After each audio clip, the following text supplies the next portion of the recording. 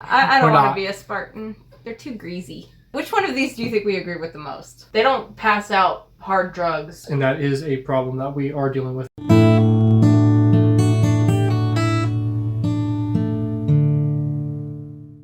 Hey everyone, welcome back to the channel. It is your favorite couple from the Midwest, and today we're going to be looking into common stereotypes about Americans from the infographic show. We're going to see how wrong they are, because America's a big place. There's a lot of different cultures, so there's going to be a lot of different stereotypes. Well, yeah, I'm kind of just curious what our stereotypes are, because we may not realize it unless you're from an outsider's point of view. Well, I think that's usually how it works. Also though, not to like totally diss the infographic show, but I know we've done a few from them, and a lot of people say they're very one-sided. So I'm kind of interested to maybe try to guess which side they're coming from. Oh. As with all stereotypes, if it is true or even somewhat true, they usually do stem from truth. Somebody had that opinion at some point, so it's truth. It's somebody's truth. Anyway, guys, before we get in the video, make sure to leave a like if you like this type of content. If you also like this type of content, please consider subscribing. And can you avoid waving your giant hand and thumb into my face next time? Why? Because you have a giant thumb. You're always hurting yourself. I was working on a door that I put in my house, and I cut it with a saw. That's all that's left. It used to be this long.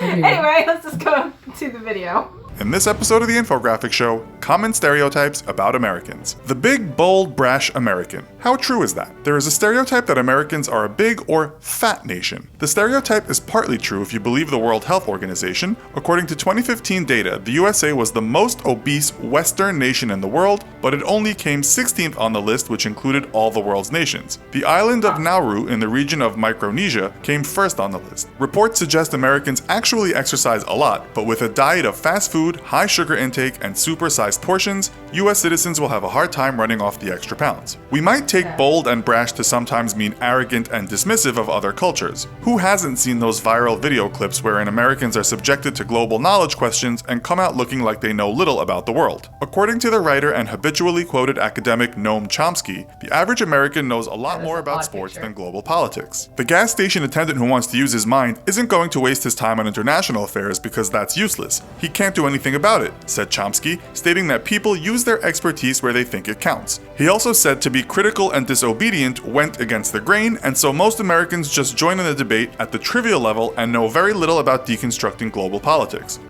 I would agree that there's probably way more people that know more about sports than politics. Personally, I mean, I've started to learn a lot more about politics, but I still know way more about sports. Well, it's not just politics, so he's talking about just like world affairs in general, which I don't know. I think these are more old stereotypes. I think as new generations are coming up, more people are much more conscious. There's a lot more information out there about. Well, also I think the internet is a huge part of that, because a lot of people are starting to you go down to the YouTube vortex and you start getting into these new creators that aren't from America, and so you start watching them, and then when they mention something like PewDiePie, for example, Sweden, and then he might mention something, and then you go look more into Sweden, or something. So I figure that's an older stereotype. And on the fat one, obviously I would agree with that, and that is a good point though. A ton of people have gym memberships, and a ton of people work out. It just doesn't. Part of the time, it doesn't do any good. But yeah, if myself included, I struggle with this. If you don't adhere to a very strict diet over here, you can eat healthy, and it's not crazy expensive like it used to be. But it's very hard when there's so many good sweets out there. If you're not locked into that habit. Yeah. Someone writing on Quora said the education system, the TV media, are US-centric. She also pointed out that America is large enough to travel around extensively, and foreign travel can be prohibitively expensive. The State Department said in 2016 that 64% of Americans don't even own a passport. But then you could ask, with such a large and beautiful country,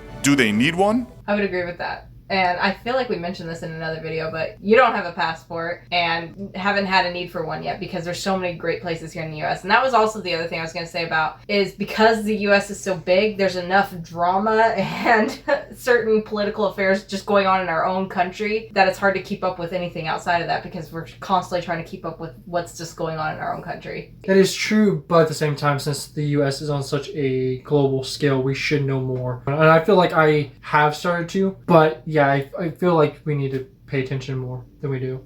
Probably, yeah.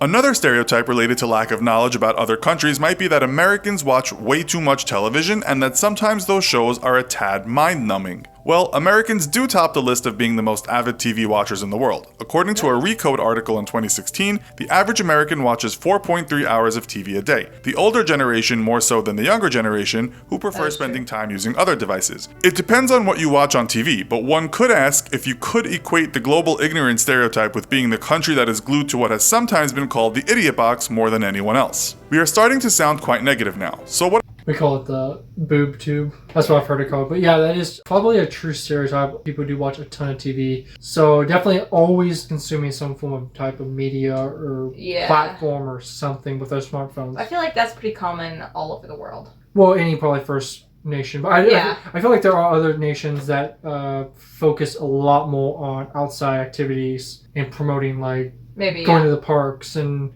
interacting that way. I know it's true, I just don't know which countries do that. We are starting to sound quite negative now. So what about all those positive stereotypes? The well-known English writer Stephen Fry once said that after traveling around the USA for a while making a TV program, one thing he most admired was the friendliness and positive outlook of Americans. He extolled what he called American optimism, and that American people believed they could improve and do what they wanted to if they tried. This all may boil down to what we might call the American dream and the pursuit of happiness. Are all Americans like this? A report by the United Nations Office on Drugs and Crime put Americans 8th on the list of most drug-addicted countries, noting that the prescription painkiller epidemic is presently very worrying. North America had the highest amount of drug-related deaths of all continents in 2015, with the report stating, in the United States, nearly 500,000 people are estimated to have died from drug overdoses since 2000. Just recently, the New York Times reported that drug overdoses in the US were rising faster than ever. Perhaps American optimism is partially true, but American OxyContin addiction undermines the positive outlook stereotype.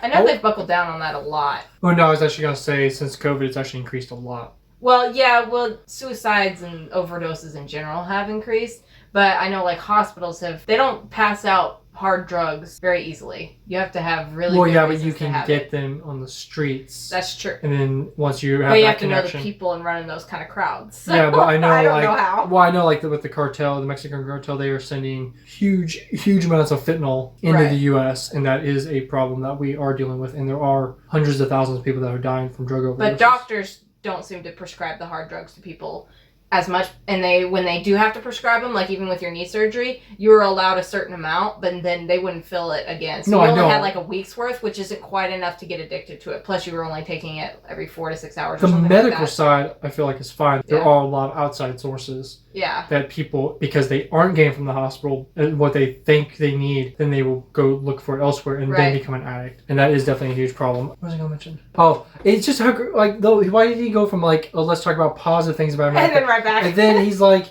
let's talk about everyone that died from drug overdoses. Like, that's a There's only the one positive that should be in the first half.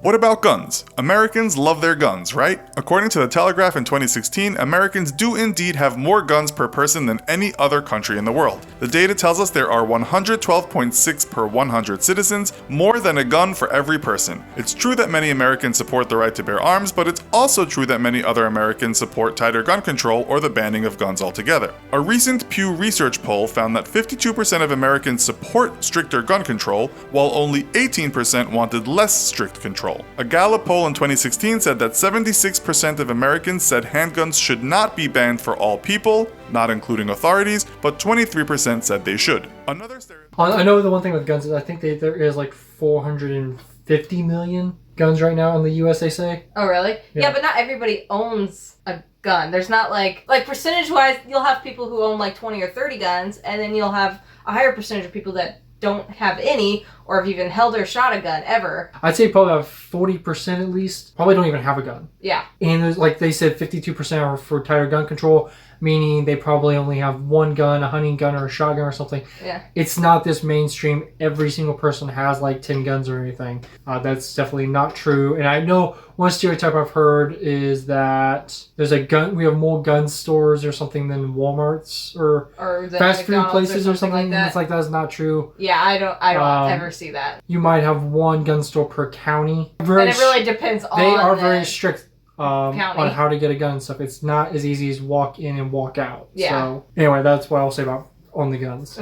Another stereotype is that Americans are loud and sometimes rude. An op-ed in the Huffington Post seems to agree with this assertion. Awareness of how personal actions impact others seems to be a weak point for Americans in general, said the writer. This translates to the perceived ignorant persona Americans abroad present, she added. There are many reasons put forward as to why this is, especially when abroad, but the main one is that instilled in Americans is not only a positive outlook, but also self-importance. People think they should be heard, and this also goes back to embracing freedom of speech and saying what the hell you want to say, goddammit. This has sometimes been taken as rude in a situation where an American will complain about the service or food in a restaurant, but perhaps these people only think they are enjoying their right to do that. In Japan, there's a saying, hit the nail that sticks out, while in America it might be more applicable to say, be sure to make good use of your protuberance. This also might align with the stereotype of American patriotism. When British students asked American students questions about stereotypes, one Brit kid asked why Americans were so patriotic. Some American students didn't deny it and gave good answers. One student said, we are a major melting pot country. Rather than history or a common language that unites us,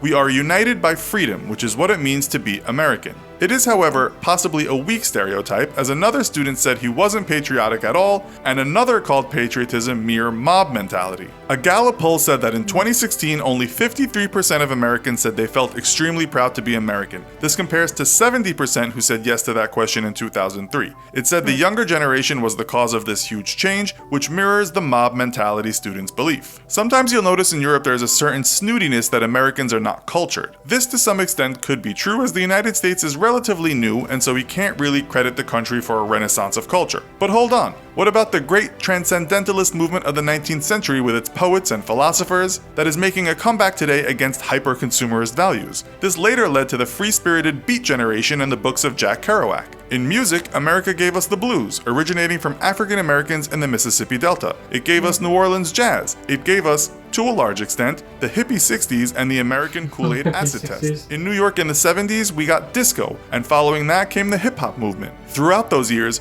writers vied to write the great American novels. Some of them, such as Joseph Heller, Philip Roth, and Toni Morrison, wrote literary masterpieces that will go down as books that changed the world. Can we really say that Americans are uncultured? So, what do you think of these American stereotypes? I think with the uncultured thing, it doesn't maybe, because when we first came to America, it was so primitive and it was a rough time, so we didn't have time for manners and good manners. People were more focused at that time on surviving than they were. Yeah, so I think there's books. a lot of that survival, messy, uncultured type manners that we have that have kind of just been ingrained throughout our years. And I know there's been a lot of immigrants that have come over that were like well cultured, and then they can keep that. So it kind of just depends on the family you grow up in and the area and people you're surrounded by. But which one of these do you think we agree with the most, like accurate wise? I'd say probably the fat one. On a whole, most people in the U.S., I would say, are somewhat overweight at least. Yeah. Like at least 50% is at least somewhat overweight. That's true. Yes. Like if you're looking at a crowd, more than half are going to be overweight or what you'd consider fat. Yeah, we're not like all shredded and just like unless you're at a gym. Spartans, which would be awesome if we were, but I don't want to be a Spartan. They're too greasy because they're all shiny and oily. Oh, you're thinking of the movie. Anyway, guys, that's probably the one I would agree with the most. It actually wasn't as off or crazy as I was thinking. Yeah. It wasn't I actually never realized that we're loud. But I've heard that several times now. Now that I think about it, I think it's true. Well, you're allowed. Well, okay, here's a good example. When I went to Germany, because I don't speak German and everyone else is speaking German, I kind of just white noise. But then as soon as I came back into the States and suddenly I could hear everyone talking, it seemed incredibly loud. That was something I noticed, and it was very weird. And I thought it was just because I could understand it. But maybe we are just naturally several octaves higher. Anyway, guys, let us know what you thought of the video down below, and let us know if you agree with these. I'm guessing a majority of people probably do. Send us your best stereotypes that you've heard of. That you've heard about us, and we can maybe try to think of some stereotypes we've heard about you guys. That might be the next one. Yep. If we haven't done that already. Anyway, guys, we'll catch you guys in the next video. Please be safe, take care, look after one another, and stay nice and toasty warm, because it's getting cold outside. Baby, it's cold outside.